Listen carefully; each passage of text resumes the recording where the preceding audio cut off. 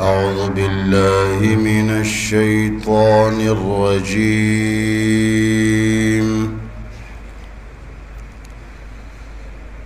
بسم الله الرحمن الرحيم. وقالوا قلوبنا غلف بل لعنهم الله بكفرهم فقليلا ما يؤمنون.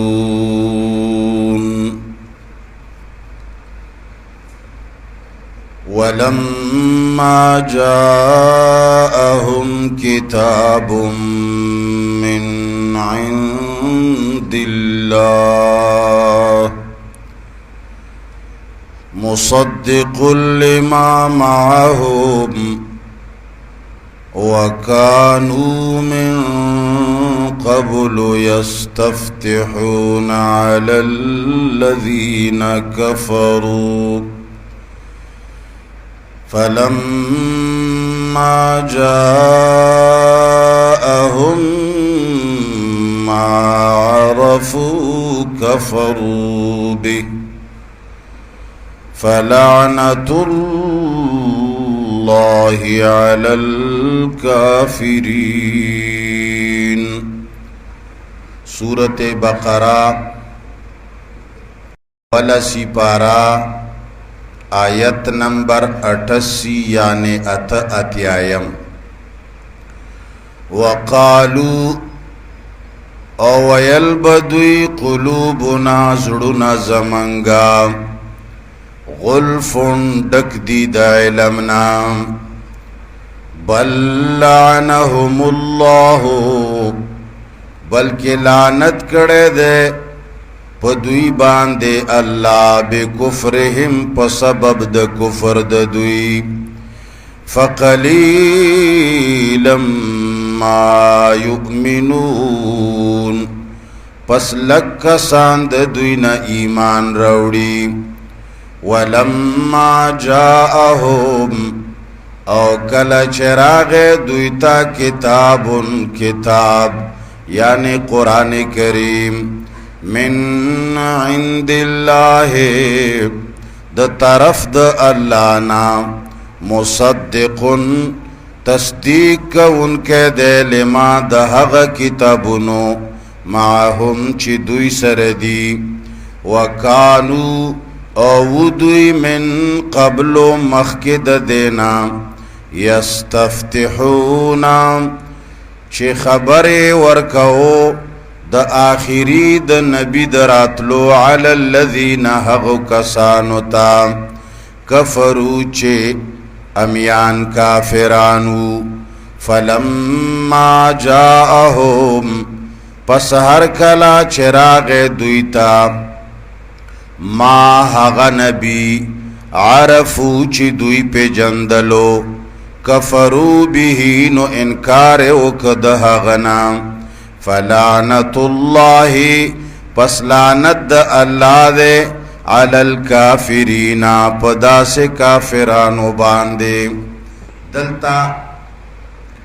طریقے دا تکذیب بیانوی. تیر سبق کے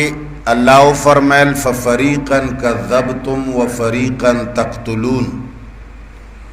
تاسو هغه بدبخت یهودو چې تاسو یې واډله د پیغمبرانو دروغجن وګڼله وموې چې دا کمی مسلې راوړي دي دا نوې مسلې دي زړه مسله چې پرې نږدی او دوی دروغ راوړي دي دا مسلې حق نه دي. نو پا دے آیت کریمہ کے طریقے دا تکذیب بیانوی چی دوی پیغمبرانو مسئلے دروغ څنګه گنلے ځان بے لوی عالم گنلو ځان بے علم تا محتاج نہ گنلو چا بچ ورتوی چی رازے جی رسول اللہ صلی اللہ علیہ وسلم درس تکینو خبرې واورو دوی بویل منگ سره زړه کې د خپل تورات علم پروت ته منګه ډېر علماو نه خبرې اورېدلې دي منګ سره د الله علم پروت ته زمنګ د پیغمبر یا د بل چا خبرو ته ضرورت نشته اوسم مسلمان ته چې وایي درس ته کېنا نو هغه هم دغه خبرې کوي بعضې وایي چې زړې مسله زړې خبرې پرې نږدې زړه کلمه پرې نږدې دې زړه کې وایي چې که زما والا زړه ده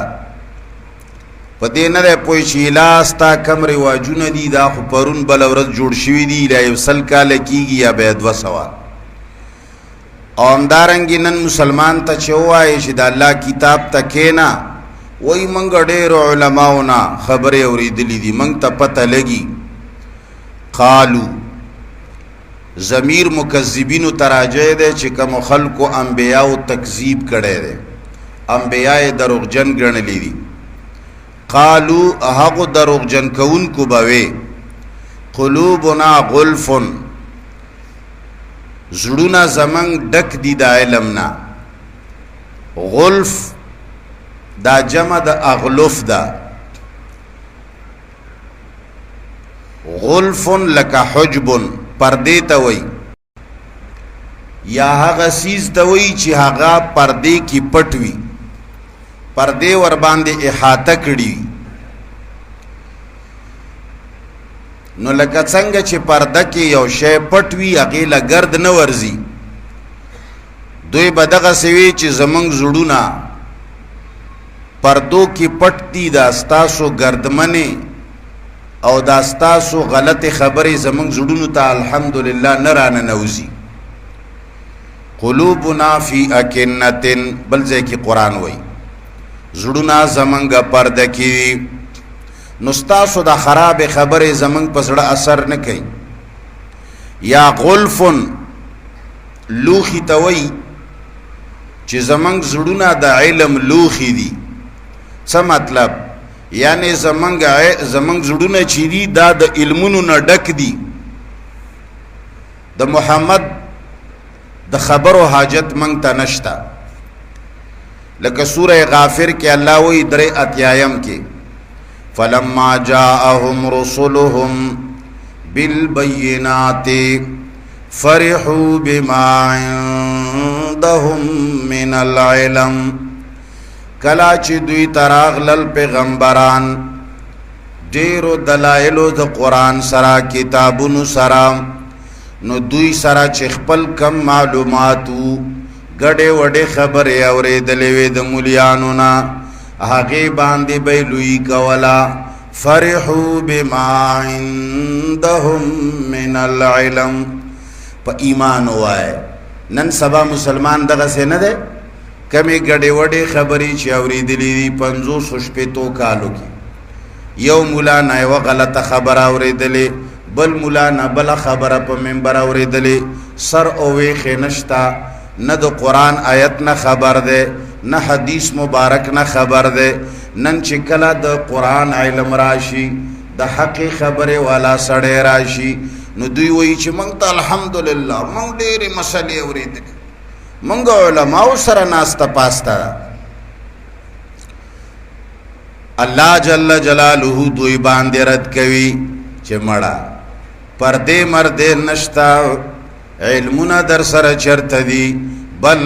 لعنهم الله بکفرهم بلکہ لعنت کڑے دے اللہ دوی باندے پا سبب د کفر د دوی کفر د وجنا دا زړونه بند شوی دی حق خبر نور نه نوزی بل د اضراب د پاره دی چې دوی کوم نسبت د زړونو پردې یا لوخي تکوي دا غلط ته بلکہ اللہ جل جلالہ پا دوی باندے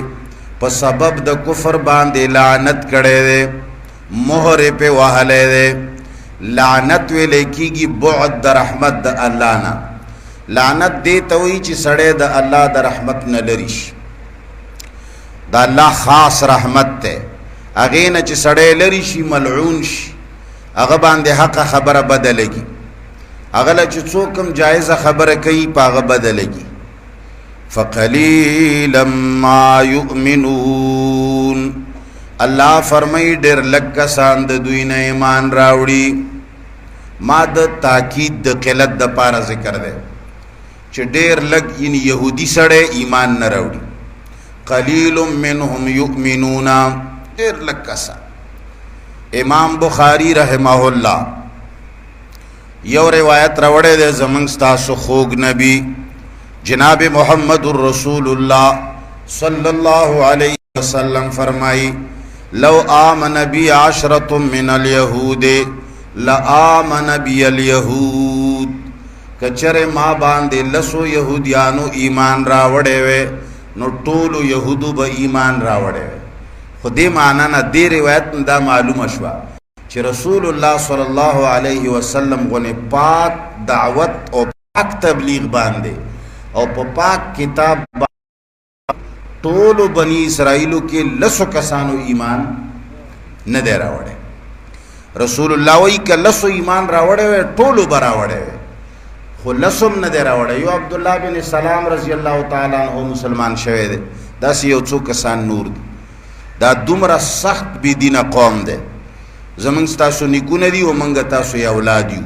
پښتانه بنی اسرائیل دي. ټول هغه عادتونه چې کم په یهودو کې وو ذره برابر کمې په پښتنو کې نشته. فقلیلا ما یؤمنون، ډیر لږ کسان ایمان راوړي. ولما جاءهم کتاب من عند الله، دې آیتنا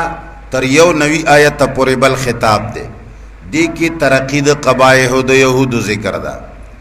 چې دا دین هم زیات بی دینه دي. ذکر کوي په دې آیت کریمه کې انکارهم من هذا النبی مع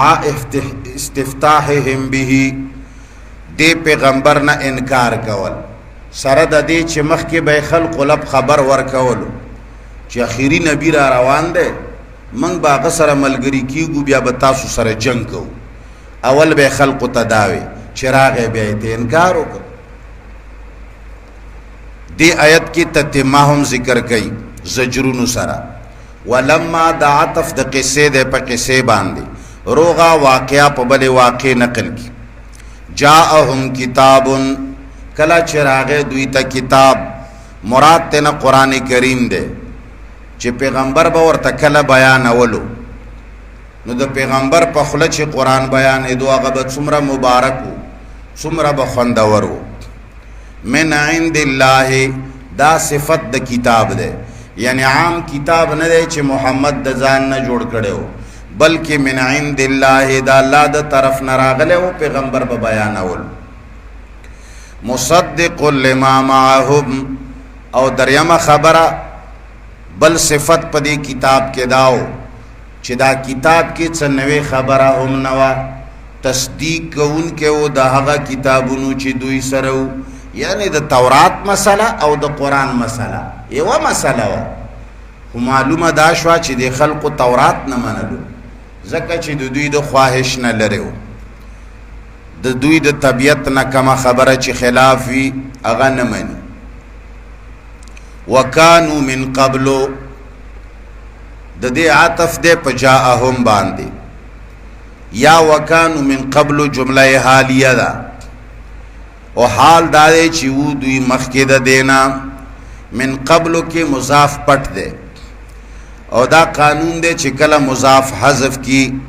نو د هغې په عوض کې لام باندې پیش لګولی دی. نو څه معنا؟ من قبل مجیء هذا الرسول، نو دلتا اغا مجیء هذا الرسول یا من قبل مجیء هذا الكتاب حذف کو او لام باندې پیش ولګولو. او دا کتاب بغیر د پیغمبر نه خوی نه، کتاب چې راځي نو پیغمبر راوړي، اسی نه راځي. نو الله فرمایي چې و دوی د قرآن دراتلو نه مخکې یا و دوی د پیغمبر دراتلو نه مخکې څه شی و؟ یستفتحون علی الذین کفروا، دوی به خبر ورکولو کافرانو ته پراتلو د نبی باندې چې یو پیغمبر را روان دی، اخیری نبی دی، هغه براشي بیا به موږ تاسو سره ګورو. یهودو به ورته وي هغه پیغمبر براشي منگ به هغه سره ملګری کیږو بیا به تاسو سره جنگ کو. بعض روایاتو کې راځي چې کله هغه پیغمبر راشي نو منگ به تاسو سره جنگ کو. فنقتلکم قتل عاد و ارم، داسې به تاسو را قتلو لکه عاد او ارم چې کړیو داسې به در سره کو.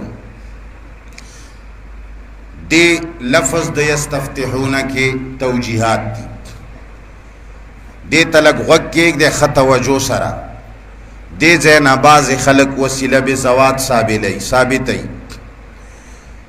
دا هم یو هغه آیت کریمه دی چې خلک خپل مقصد خبره ترې راوباسي. وایي چې ګوره د پیغمبر علیه السلام په وسیله دعا جایزه ده، یعنی یا الله ما په وسیله د پیغمبر باندې وبخې، یا الله ما په حق د اولیاء وبخې، یا الله د بزرگانو د برکته زما فلانه کار وکي، یا الله د اولیاء د برکته زما فلانه کار وکي. او وی چې دا قرآن کې راغلی ده. کم ځای کې راغلی ده؟ من قبل یستفتحون علی الذین من قبلهم، نا یستفتحون علی الذین کفروا. یره جی دا دې آیت نه معلومیږي. نو دا ډېر یو زوړ اختلاف دی. حق پرست خلق چې کم خلق قرآن او سنت منی، منګړت خبرې د مولیانو نه منی، الله سره شریک نه پیدا کوي. هغوی وایي چې د چا په ذات باندې وسیله نیول نه دی جایز. ما د فلنی په برکت د پلنی د مخې مې وبخې دا نه دروا. او کم خلق چې قرآن او حدیث تشا کړی دا مولیانو او بزرگانو او پیرانو باندې ایمان راوړی دی، هغوی وایي چې دا دعا جایزه ده. او د دې دپاره بعضې روایات پیش کیږي کمزوري،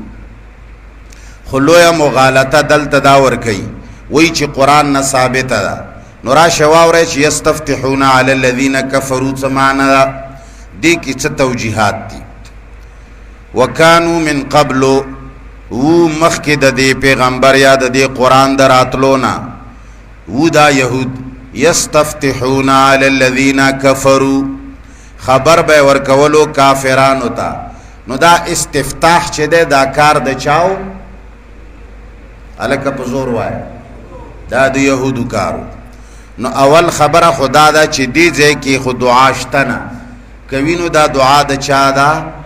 د یهودو ده. نو د یهودو دعا د مسلمانانو ډیره خوښه ده. او وایي چې هغوی کړې ده موږ به هم کوو. موږ ورته وایو چې هغه هم تباه شوي دي، تاسو به هم ځان تباه کړئ. نو دا خبره دی چې اول نه ذهن کې وي چې دې ځای کې هر څه شی دی نو دی د یهودو د مسلمانو نه دی. په دې آیت کې چې هر یو کار دی هغه د یهودو دی. او بیا پروردگار عالم په ځای د مدح کې هم نه دی ذکر کړی. دا خبرې زه رستو ذکر کوم، مخکې نه مې هسې ستاسو توجه واړوله دې طرف ته.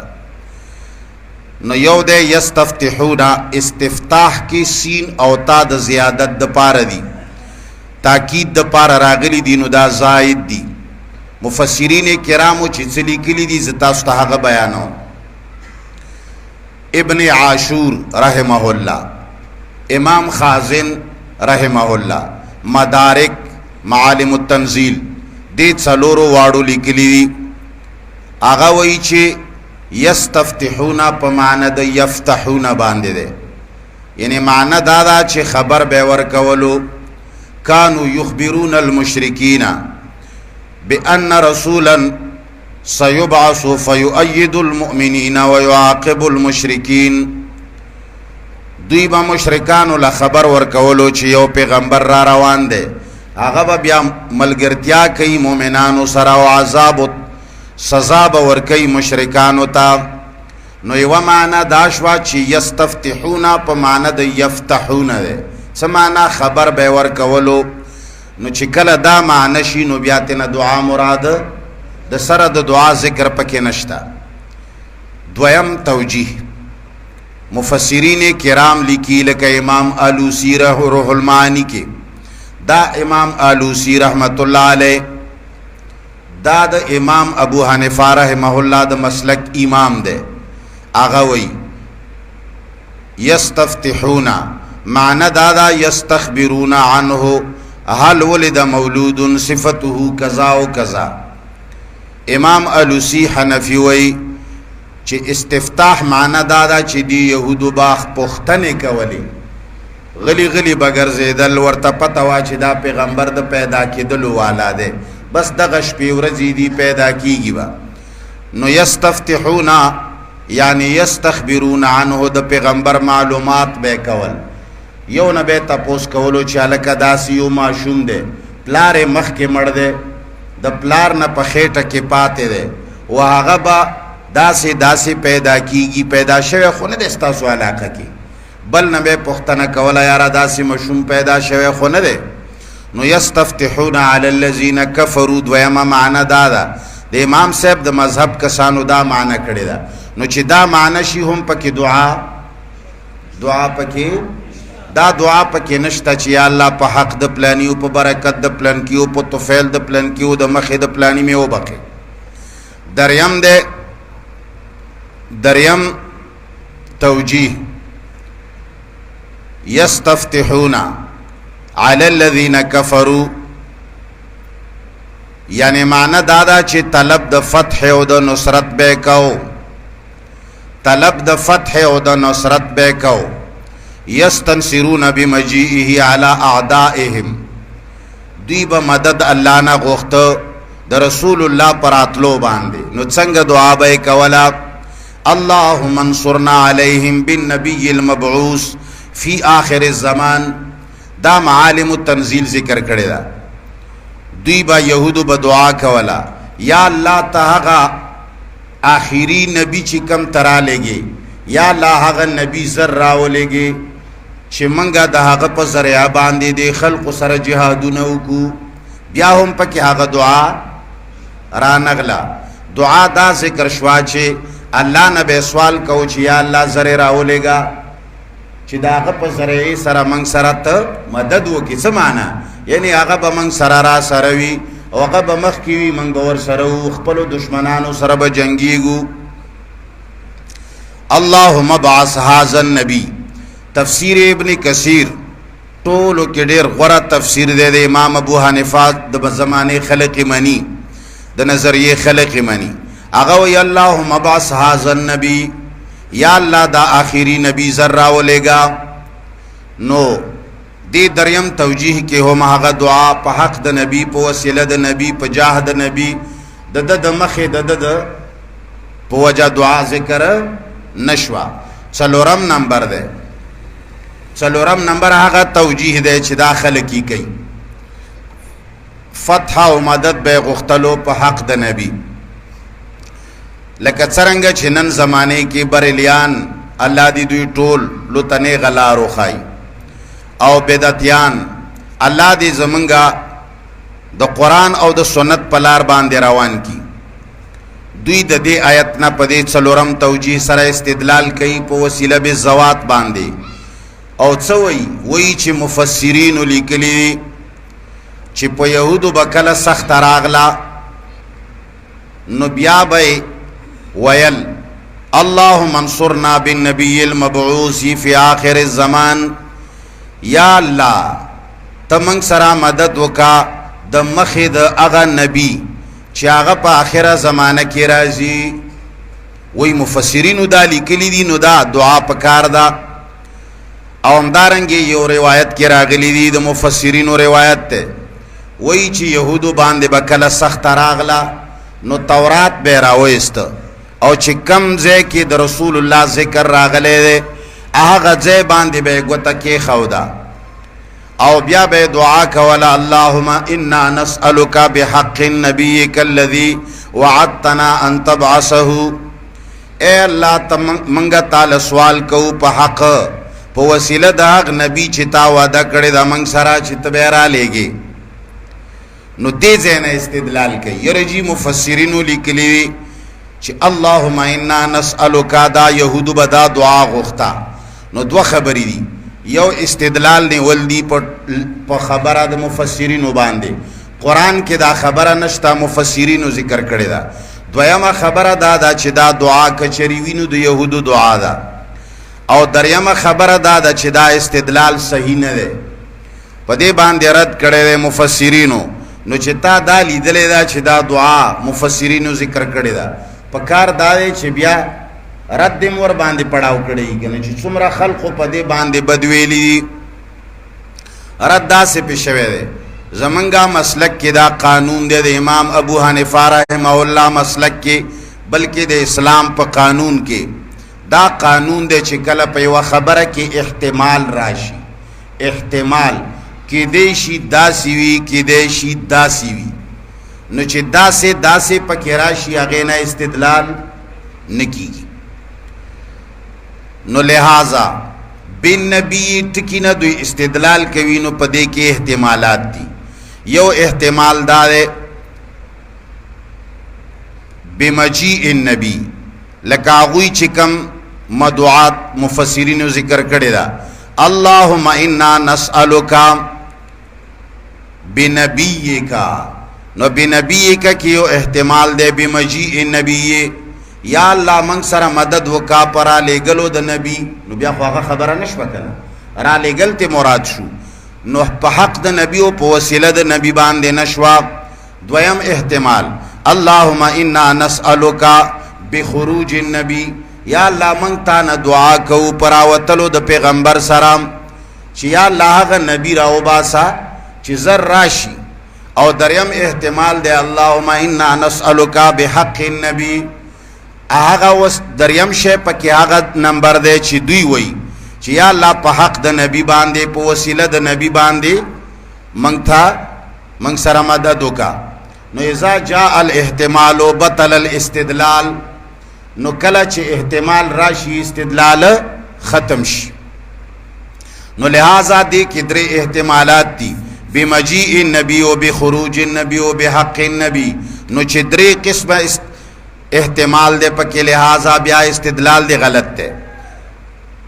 او امام ابن کثیر رحمہ اللہ ہم دغا استدلالات احتمالات ذکر کری ابن کثیر وی یستنصرون بمجیئه اغوی با مدد غختو پر اتلو د نبی باندے پا حق د نبی بینا غختو پر اتلو د نبی باندے بے غختو چی اللہ زر راولی او بل احتمال ابن کثیر ذکر کرے دے پا عبداللہ ابن عباس روایت سرا چی عبداللہ ابن عباس رضی اللہ تعالی عنہ نقل کئی یستنصرون بخروج محمد صلی اللہ علیہ وسلم چی حقوی پراتو دا محمد علیہ السلام باندے نو پاتشو دریم احتمال چی دعا بے غختلا پا وسیلہ و پا حق دا نبی نو دا امام سدی ذکر کرے دے و امام سدی چی دے دا لوئی کذاب و لوئی دروغجن ہم پا باب دا تفسیر کی ضعیف و بیکار دے ہم پا باب دا روایات و دا تاریخ کی بیکار دے محدثین و پا دا باندے کلام کرے دے چی دا دیر لوئی دروغجنو بعض خلق ویلی دی چی دا شیعو نو ځکه دا د یهودو خبره خوښولې او بله خبره دا چې دا عمل د یهودو دی نو کچرې دا دعا وي نو دا د یهودو دعا دا مسلمانو له ځان ساتل پکار دي یا الله د پلني د مخې په ما باندې رحم وکړي یا الله د پلني د مخې نو تاسو خو ولیده تاسو په خپله ولیده چې بیان د چا دی د یهودو دی نو لہذا زمنګ د پاره حجت نه دی بیا دا مولیان صاحبان چې دا الغټو من الغټ نه فارغ نه وي دا مولیان صاحبان کله کله دا وایي چې یاره جي د مخکې امتونو خبرې زموږ دپاره حجت دی چې قرآن کې ذکر شي نو دا هم یوه مغالطه ده په دې ځان پوه کې قرآن کې چې کومه خبره د تیرو امتونو ذکر شي او الله د هغې صفت وکړي د تیرو امتونو کومه خبره قرآن کې ذکر شي الله یې صفت وکړي یا کم از کم الله د هغې بد ونه وایي نو بیا هغه خبره زموږ دپاره حجت وي هغې باندې بیا موږ عمل کولی شو نو دلته دوه خبرې دي یو خو الله د دې صفت نه دی کړی دویمه خبره دا ده چې الله د هغوی په بد ځای کې ذکر کړی دی الله جل جلاله په ځای د مذمت کې دا خبره ذکر کړې ده چې دا دوی دغسې بد کارونه کول او بیا به یې نه منلو نو الله یې په خپله بد ویلی دي نو دا زموږ دپاره د مسلمانانو دپاره دلیل و حجت نه دی لہذا دې نه معلومه شوه چې څوک دا دعا کوي چې یا الله په د پلاني د مخې یا الله د فلانی د توفیل د فلانی په حق د فلانی په تو برکت باندې په ما رحم وکړه، دا دعا ناروا ده او د یهودو ده. او قربان شم د امام ابو حنیفه رحمه الله نه. منځ چې د امام صاحب مسلک او مذهب چې ده دا د ټولو مسلکونو نه غوره ده. هغه نن مخکې زمنګ چې کم د احناف کتابونه دي هغه خو لا پرېږده د امام ابو حنیفه رحمه الله خپلو کتابونو کې چې کم امام محمد رحمه الله لیکلي دي، او همدارنګې زمنګ شامی، همدارنګې زمنګ کتاب هدایه د مسلک د امام ابو حنیفه کتاب ده، مشهور کتاب د هدایه. هغه څلورم جلد صفحه نمبر 444 کې لیکي. هغه وایي چې مکروه دا دعا ناروا ده په حق د چا، لأنه لا حق للمخلوق علی الخالق، ځکه چې د په خالق باندې د سره حق نشته، نو لہذا دا دعا څوک نشي کولای په حق د فلانی، په برکت د فلانی، په توفیل د فلانی مې وبخا. امام ابو حنیفه مخکې نه دا ناجایزه ګرځولې ده. فلما هم نو یستفتحون معنی باندې ان شاء الله پوه شوې او په دعا هم پوه شوې. نو فلما جاءهم نو کله چې راغی دوی ته دا پیغمبر، د کم پیغمبر په وجه باندې بچی دوی یا آگانې غوښتې یا به د هغه پر اتلو باندې دوی مدد غوښته. نو فلما جاءهم جزا پټه ده. نو کله چې راغی دوی ته کذبوا به دروغجنې وګڼه، بیا یې پروا نه کوله د هغې. واستهانوا بمجیئه، د هغه راتللې ډېر زیات سپک وګڼل. الله فرمای فلما جاءهم کله چې راغی دوی ته ما هغه پیغمبر، ما نه مراد محمد مصطفی صلی الله علیه وسلم دی. عرفو چې پیجندې دلیل د معرفت د نبی استفتاح د دوی دا پاغه باندې چې مخکې نه دوی مدد غوښته د هغه په ذریعه خو پیجندې کنه، کنه پیجندې نو ولې به وی چې الله زره راولېګا. کفروا به دلته کفر زدی و عنادی مراد ده. یهودو کې دا زد وخه. سیدہ صفیہ رضی اللہ تعالی عنها هغه فرمای صفیہ چې وا دا د یهودو نه وا، هغوی نه راوستلی شوی وا په جهاد او په جنگ کې، بیا مسلمانه کړي شوی وا. نو سیدہ صفیہ رضی اللہ تعالی عنها وی چې زما یو پلارو سردار و د یهودو، حیی بن اخطب نامه وا، او یو اترو یاسر بن اخطب، ابو یاسر بن اخطب. وی چې دا دواړه کله چې خبر شو چې رسول الله پیدا شوی دی، په مکه کې یو نبی پیدا شوی دی، وی زه هغه ټایم کې جنې او ما خو سخته ګرانه او ما د پلارو ترته هر وخت کې به چې زه ورغې نو ما زه به یې ښکلولم او ټول کارونه به یې پرېښودل، ماله به یې توجه راکوله. وی یوه ورځ دې دواړو مشوره وکړه چې یاره هغه نبی چې زمونږ تورات کې ذکر راغلی دی هغه مکه کې پیدا شوی دی، اورېدلي مو دي.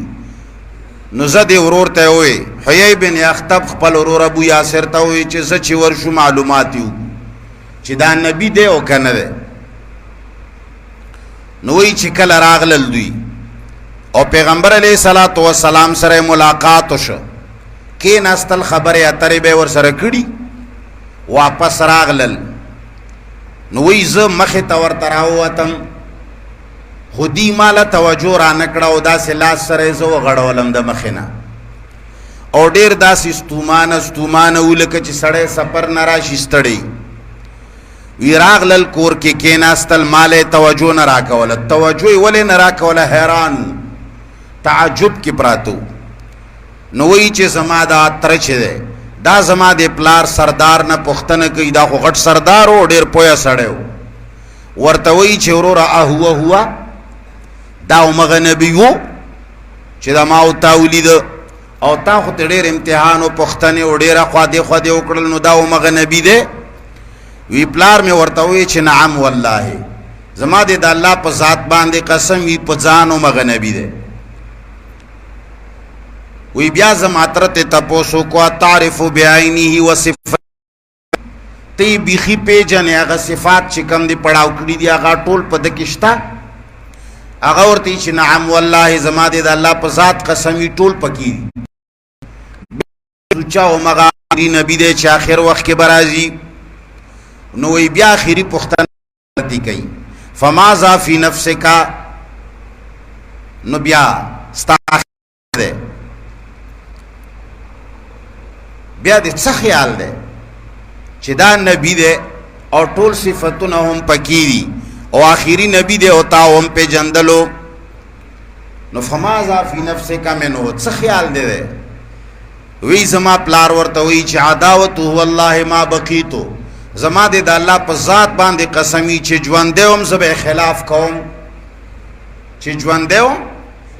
زبې خلاف کوم نن هم دغه سی مولیان بلا شی مولیان شتدي چې هغه حق خپېجن خبر ته پته دا ولې امیانو ته پته نه لګي امی سړی ته هم پته لګي چې دا حق خبره ده او دا نه حق ده کم عقل به په دې باندې نه پوهېږي صرف اولاد د یهودو یو او قسم مو خوړلی دی چې نه به یې یره جی کلی قوم کې را پورې خلک خاندي ښه دې ځای کې مفسرینو یوه ډېره ناشنا خبره لیکلې ده هغه وایي چې دې نه پته لګي چې حق پېژندلو په وجه سړی مسلمان نه جوړېږي د حق د پېژندلو په وجه معلوماتو په وجه سړی مسلمان نه جوړیږي چې عمل پې نه کوي کني یهودو خو محمد پېژنده که نه نه یې پېژنده قرآن متعلق هم ورته پته وه تاسو به اورېدلي مشرکین مکه چې هغوی به رسول الله صلی الله علیه وسلم تلاوت د پاره به کله کله پټ راتلل اورېده به قرآن و یعرفون ابناءهم یعرفونه کما یعرفون ابناءهم دا سے محمد پہ جندل کا زامنی چی پہ جندل دا قصہ با موریدلی چی رسول اللہ صلی اللہ علیہ وسلم بدش پہ قرآن و تحجد کی ابو جہل او نور سرداران یو سردار یو ابو جہل پٹ راغلے ہو یو طرف کے ولاڑو دا رسول اللہ تلاوت یاورید بلم پٹ راغلے ہو چی چوک میں ونگوری آغم تلاوت اورید بل راغلے ہو آغم پٹ تلاوت اورید واپس ہے کہ یو بل سر ملاوش ته چرته تلوي بل ورته وي ته چرته تلوي هغه ورته وي چې په خدای به قسم خورو دروغ بنوایو رښتیا به وایو سره کې وی بالکل به رښتیا وایو نو ابو جهل ورته وی چې والله زه خو رسول الله له ورغلی وم تلاوت مې اورېده د کوټې شاته ولا ډېر خوند کوي دا شی رښتیا دی بل ورته وی ما حال نه شو ویلی قسم دې زم تلی وم همدې له بل ورته وی چې ستاسو د یارې مې حال نه وی قسم دې زم دې له تلی بیا وی چې ښه قسم به خروج کشران خبر نشي کني ټول به مسلمان شي او بیا به نه راځي ټولو خلکو حق پېژنده نو په حق پېژندو سړی مسلمان نه کېږي چې تر څو پورې عمل پې نه کړی تصدیق یې نه کړی ایمان یې پې نه راوړی تش پېژندلو باندې ډېرو مولیانو ته حق معلوم دی ورته پته ده خو زد کوي والله کې ومنم والله کې رباندې ومني مړه پرون زمونږ په مخ پیدا یو پلانی ځای کې شر جوړ کړی ہے او پلانی ځای کې شر جوړ نو چې ته د سړي زوی نه جوړېږي سړی به سپېړه نه درکوي سړی یوه غلطي وکړي سړی به یې معاف کړي بله به وکړي سړی به یې معاف کړي تاسو تماشه کوئ موږ چېرته هم ګوره بده نه خوښوو هر ځای کې د امن خبره کوو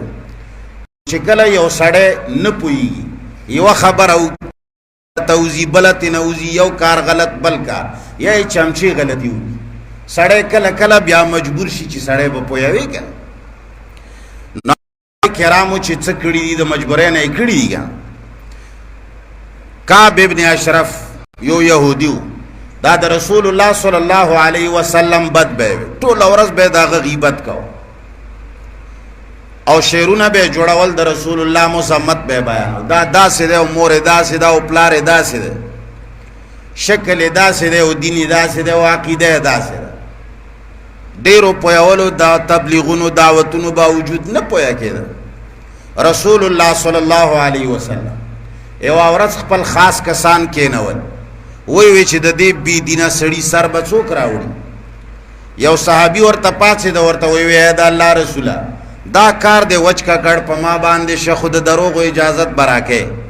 لږې ګډې وډې به ماله اجازت دي هغه ورته وی چې بالکل اجازت دی دله ځه نو هغه لاړ ورغې ملاقات ته او بس اولې ورځې نه ورسره د رسول الله العیاذ بالله بد شروع ک هغه ته خو دې چې د رسول الله بد ویلې لکه چې بالکل مار ته بیم وهي اړیر خوشاله ده. نو چې دې څنګه ورغه هغه ورته وای څنګه راغلی یره جی دې سړی نه ډیر تنگ نو مینا غسته ځکه چې حالت خو رسول الله سره مینا وکړه کې ایمان او په خو صرف داسې خبره ولا کوله چې دې په غلطه ول ورته وای چې یره جی دې سړی نه ډیر تنگ شي دا راغله او بس په دې شر باندې فکر خبره دا دویمه کې شر ده ورونو کې په جنگونو واړولو چې مسله داسې دا زوی وای چې مسله داسې دا خبره واوره ګوره د پاره آینه ده د قاعدتونه زمنګ استاد دي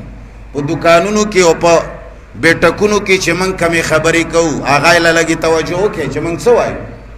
کمی بدره دي کم ناروا دي او کم قسم غیبت ته چې زمنګ حق پرستو پسې نه راوځي نو ورته وی چې دی نوی سړی نه ډیر تنگ شي یاره بس یو خبره دا دویمه کې وی چې زکات راوړي یو خبره دا دویمه کې وی چې jihad دی او پلاني ځله پیسې واچي ډیر سخت تنگ شي کورونو کې جګړې دي اختلافات دي مړه بس څوک دې حد ته راوستیو چې منګه ټول والله ډیر غریبانان شي تعالی راغلیو غلې د پاره کلهګه څه غلم اله څه شعرا کې کني چې څو درنه بس اخوا کړل هغه ورته وی چې مړه سره خپه کېږه ما غلې ته خپه کېږي دومره څه دله درکما هغه ورته چې یاره جي زه خو یوازې نه یم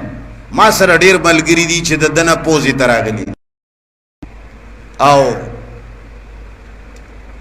هغه ټول غریبانان شوي دي نستې له ناست دي نو ته به موږ ټولو له غله راکوې مهرباني به دي اوس دې دپاره اجازت غواړي چې زه نور ملګري ځان سره راوړم ځکه چې یوازې خو سر نه کټېږي ګرانه خبره ده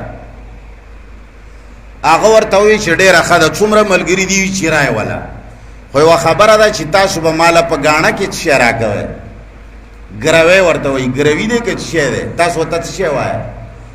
اردو کې ورته رهن وایي ګاڼه ورته وایه که نو هغه یهودي سردار ورته وایي کعب ابن اشرف ماله به تاسو ګاڼه کې څه شی راکوئ ځکه چې دا غلا او دا قرض خو ځاسې نه در کوم که بې باوره خلک یې وغیره وغیره هغه ورته وایي چې یاره جي چې ته مجبوري ده هغه به دله درکوو نو هغه دومره لوی بېدینه و هغه ورته وایي چې خپلې ښځې به راکوئ ماله په ګاڼه کې هغه ورته وایي چې یاره جي مهرباني وکړه ډېره ګرانه خبره ده بیا به خلک پې غرونه راله کوي دا هغه ورته چې ښه نو بیا به خپل بچي راکوئ ګاڼه کې هلکان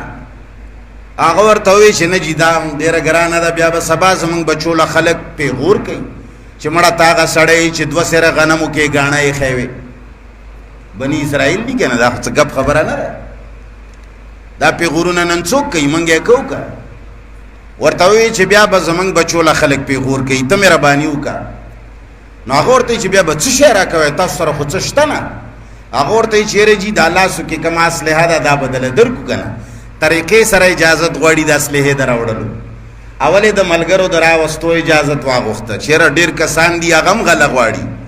بیا یې د وسلې د راننه ایستو چې ستا دې ځای له وسله خو هم راوړو که نه سر به په څه شي کټی ورته وایي چې جي موږ سره کمې اسلحې دي دا به تاله درکو بس هغه به تا سره ګاڼې پراته وي چې تر څو پورې موږ تاله قرض نه واپس کړی خو دي چې دا دې ټیک خبره وکړه وسله راوړی بس او دا سړی چې و دا د کعب ابن اشرف سخت ملګری م و دوستي وه مخکې نه سره دا مسلمان شوی و هغه کافر یوه شپه د نیمې شپې ورغی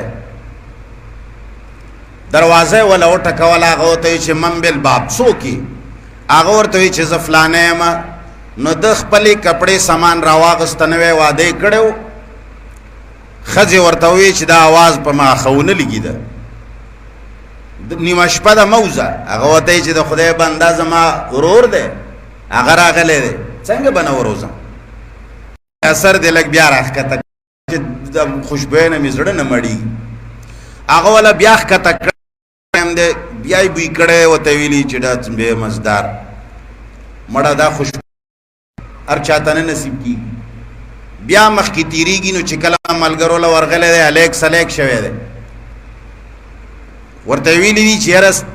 دا خو داسې خوشبویي لګولې ده تاسو خو بوی خو کې مړه ولا چې بېهوشه کېږه به هغو ته یې چېرې جي ته دا سر لږ راښکته که نو دا ټولو ته یې سر ښکته که نه چې سر یې ښکته که هغو ښه مضبوط ونیو او خراب سر یې ترې کټ که ولې یې ترې کټ که خبره مې دې پورې وکړه د سړي زوی نه جوړېده که نو دغسې ګډې وډې ناروا هېچا پسې ویل نه دي پکار زیاتی خبرې د قرآن او د سنت متعلق نه دي پکار پکار دا ده چې سړی ومني یاره پلنی شر جوړ کړی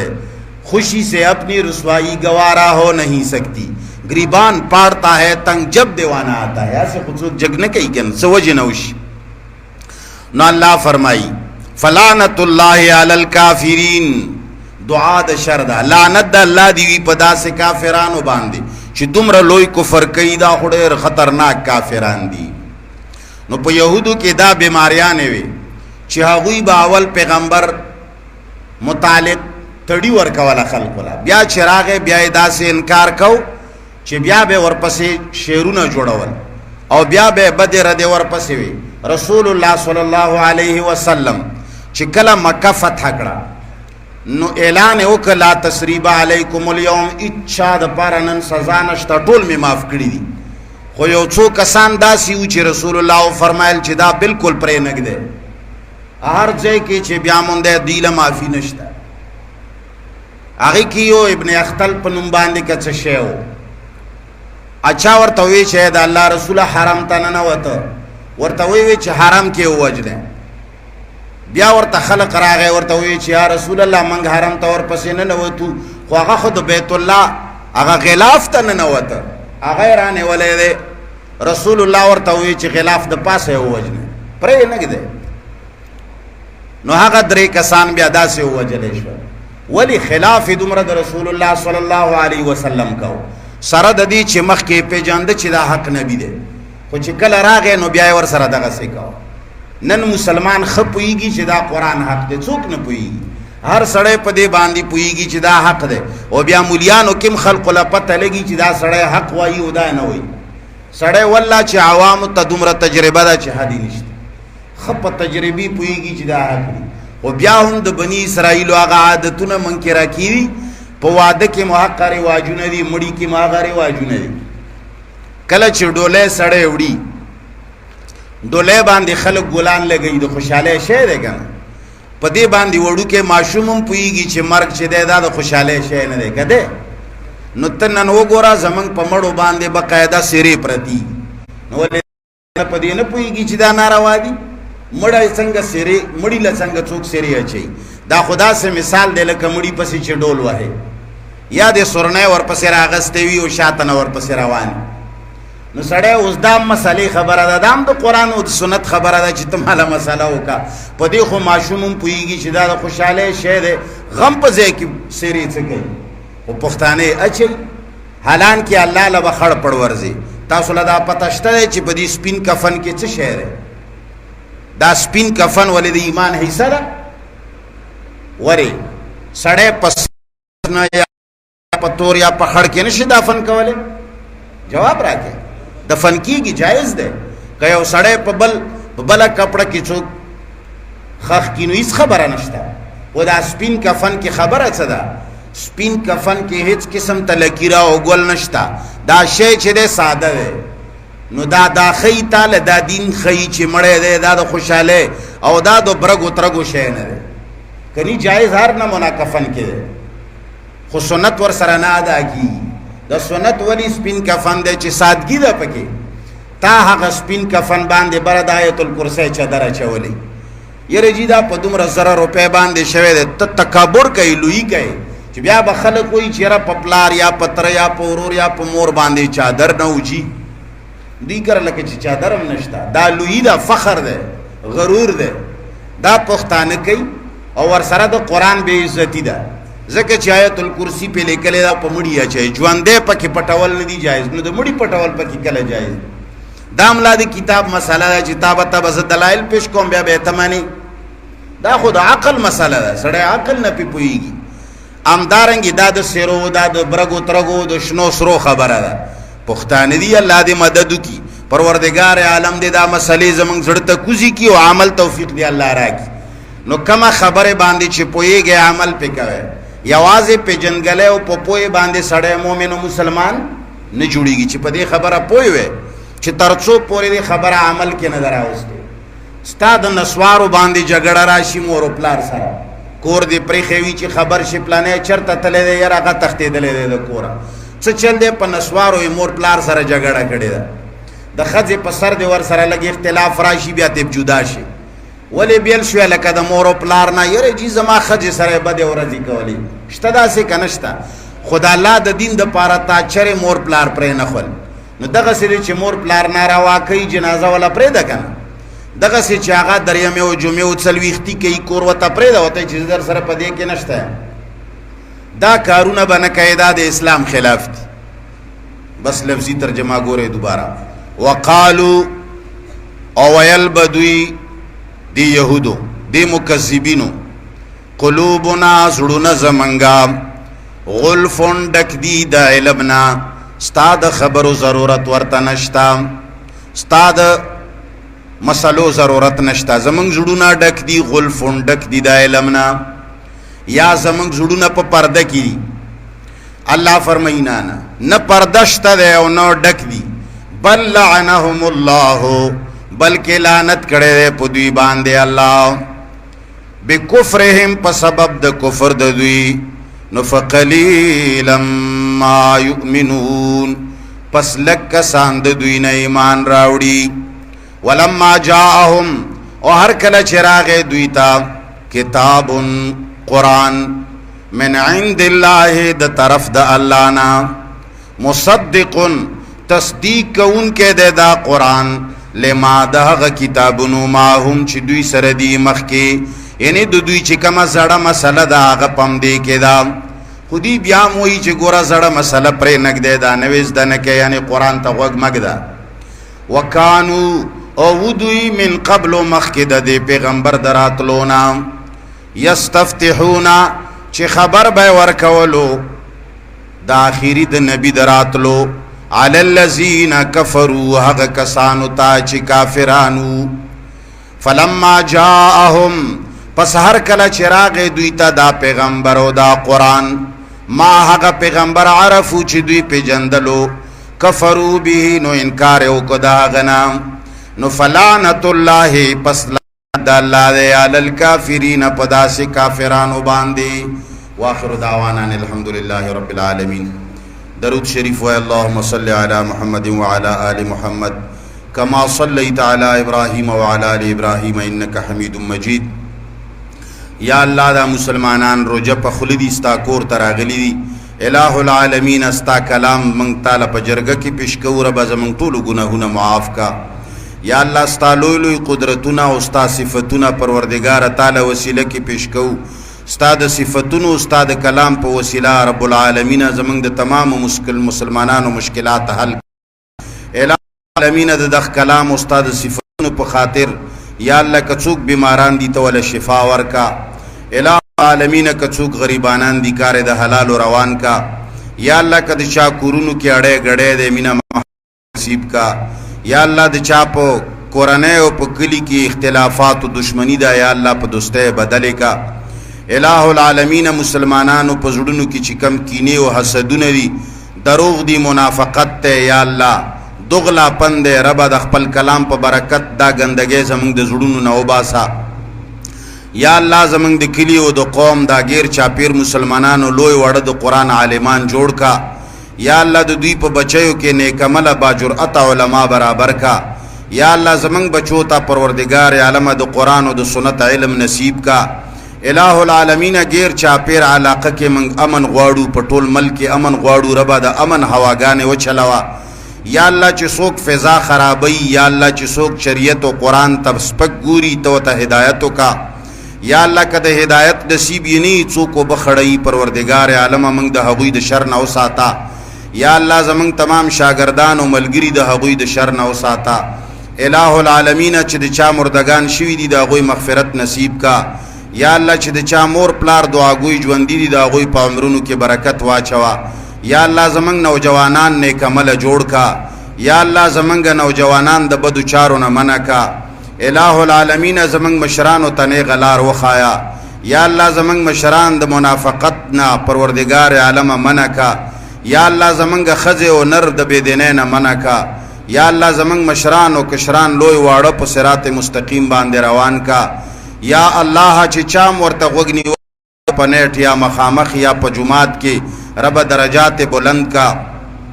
یا اللہ استاد کلام په خاطر باندې رب العالمین د زړه حاجتونه شرعی پورا کا یا اللہ روزگار د حلال روان کا اللهم ربنا آتنا فی الدنیا حسنة وفی الآخرة حسنة